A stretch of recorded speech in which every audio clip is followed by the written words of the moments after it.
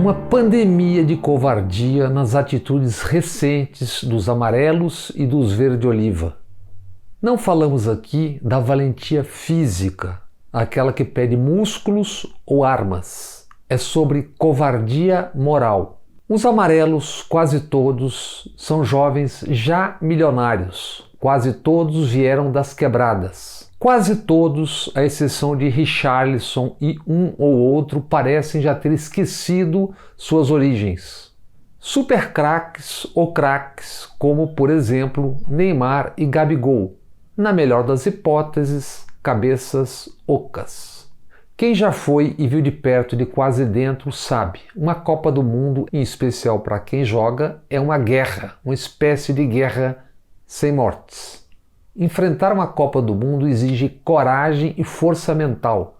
Por exemplo, Dunga em 94, Zito e Didi em 58, 62, Carlos Alberto Torres e Tostão em 70, entre tantos.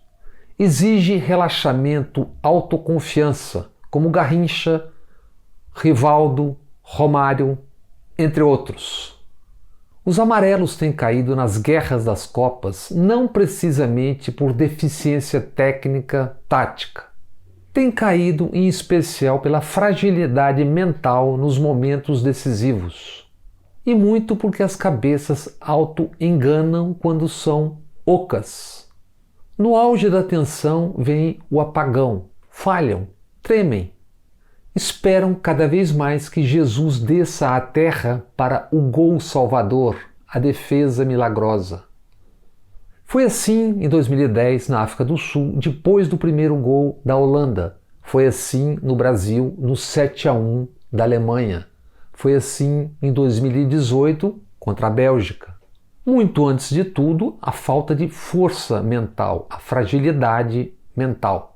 Agora falharam de novo. Digam o que disserem no tal manifesto que prometem sobre a Copa América no Brasil. Se tivessem ficado calados, não tivessem dito nada, teria sido apenas o de sempre. Mas anunciaram o que não teriam coragem para cumprir. Nosso posicionamento todo mundo sabe. Acho que está mais claro, impossível. Porque enfrentar instituições corruptas ou milicianas exige força moral. É preciso não ser refém de problemas, por exemplo, com a Receita Federal. A CBF, dona da camisa amarela, é uma entidade de história marcada pela corrupção, assim como a Confederação Sul-Americana de Futebol, a Conmebol.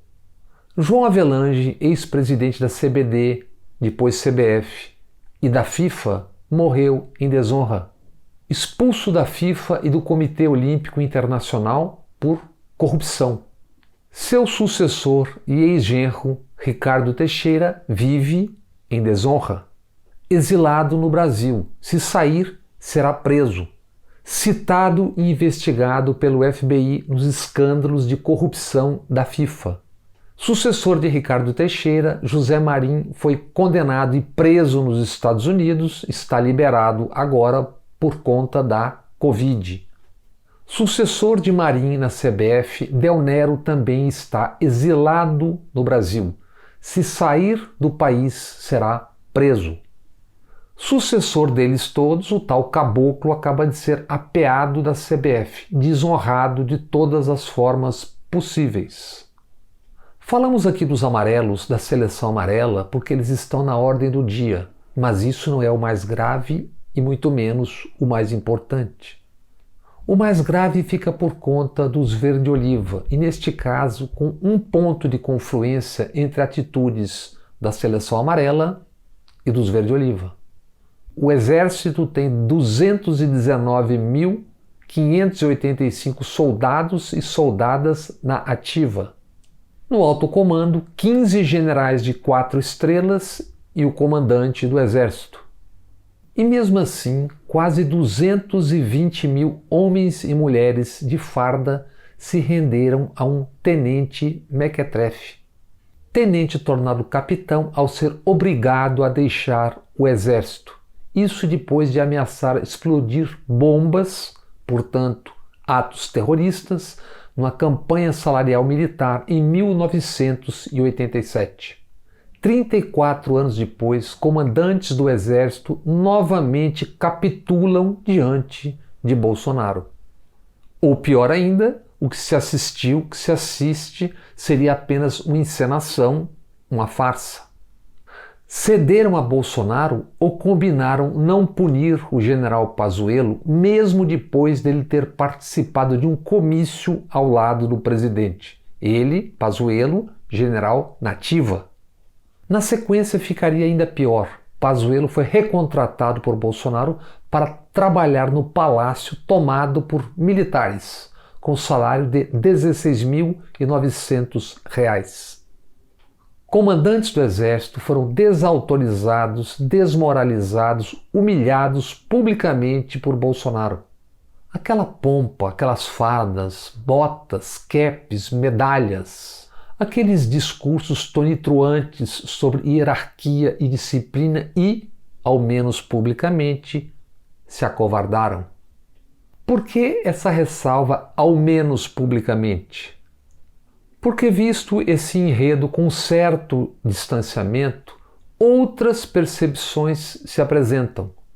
A mais suave delas, a omissão, rendição que abre caminho para o esgarçamento da tão citada autoridade nos quartéis. Outra percepção é sobre o de sempre, a cumplicidade. Os militares não estão no jogo, ora avançando no comando, ora recuando, eles são o jogo. Nessa temporada, no varejo, já ganharam mais empregos, mais verbas e mais poder. Quanto mais Bolsonaro vai desintegrando, corroendo as instituições, mais poder. Bolsonaro chegou à presidência no rastro de intervenções de militares no processo político. Isso a partir da indignação militar com decisões da Comissão da Verdade. Essa indignação existe. Mas existe porque os militares não reconhecem serem herdeiros de secular tradição, cultura de tutela militar. Não fosse isso, se lembrariam, nos vizinhos Argentina e Uruguai, ditadores, presidentes ditadores e torturadores acabaram a vida na cadeia. Aqui, desde a República, nascida num golpe militar, tutela escancarada ou camuflada. Um vai e vem. Golpes, quarteladas, tentativas, ameaças. A secular história dos militares no Brasil é também isso. No momento, um medíocre, Pazuello, o general no genocídio, nos lembra quem são, o que é esse Brasil. O hoje vice-presidente, general Hamilton Mourão, foi demitido da chefia do Comando Militar do Sul em outubro de 2015, por criticar a presidente Dilma e anunciar o despertar de uma luta patriótica. Deu nisso aí. À época, Mourão foi demitido pelo então comandante do Exército, general Vilas Boas. O mesmo que em 2018 por 2 vezes interferiu diretamente no processo político, como ele mesmo confessou em livro. Também Michel Temer confessou: antes de trair Dilma, procurou Vilas Boas, Etchegóin e companhia. Temer pediu licença aos militares para ser o serviçal civil no golpe do impeachment. Hoje Temer diz ver risco de golpe. Seria mais um golpe na sequência do golpe em que ele, Temer, foi protagonista. Em 2018, em 2 tweets, Vilas Boas, comandante do Exército, ameaçou o Supremo Tribunal Federal. Ameaças para afastar Lula da sucessão presidencial. Alegavam combate à corrupção, a defesa da pátria, etc. A conversa de sempre para acobertar a fome de poder. Hoje servem docilmente ao governo Bolsonaro, que se escalou como vassalo dos Estados Unidos. Na vassalagem, militares aceitando ser no comando do Atlântico Sul, não ao norte, no Atlântico Sul, águas territoriais também do Brasil. O governo Bolsonaro, que inventou o tal orçamento secreto ou orçamento paralelo de 3 bilhões para comprar o Centrão, e blindagem. A propósito, a Polícia Federal acaba de indiciar o líder do governo Bolsonaro no Senado, Fernando Bezerra Coelho, e seu filho Fernando Coelho Filho, por suspeita de receberem propina de 10 milhões em obras no Nordeste. Fernando, hoje líder do governo Bolsonaro, à época ministro da Integração Nacional no governo Dilma. Militares que de quando em quando bradavam contra a corrupção agora servem obedientes à blindagem do presidente e 4 filhos. E não só filhos. Fingem não saber dos significados do Queiroz, dos cheques do Queiroz para Michele Bolsonaro, entre outras, além dos cheques. Fazem a egípcia diante da profusão de informações sobre crimes que a expressão rachadinha esconde, acoberta. Bolsonaro, também ele, fartamente citado por rachadinha da época em que era deputado federal. Seu filho, Flávio, senador, investigado por chocolates, mansão, rachadinha, mas não apenas o 01, idem Carlos, o Carluxo. Já Dudu 03, investigado por atos antidemocráticos, fake news, compra de imóveis com dinheiro vivo, etc. O hoje ministro da Defesa, general Braga Neto, foi convidado para chefiar a Casa Civil de Bolsonaro 2 dias depois da morte do capitão Adriano da Nóbrega. Adriano, o capitão, ex-capitão PM, tido como chefe do escritório do crime, uma organização de pistoleiros, de matadores de aluguel.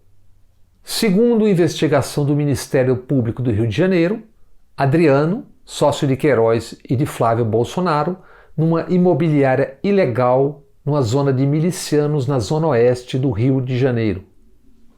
Adriano, um matador, condecorado pelo então deputado estadual Flávio Bolsonaro.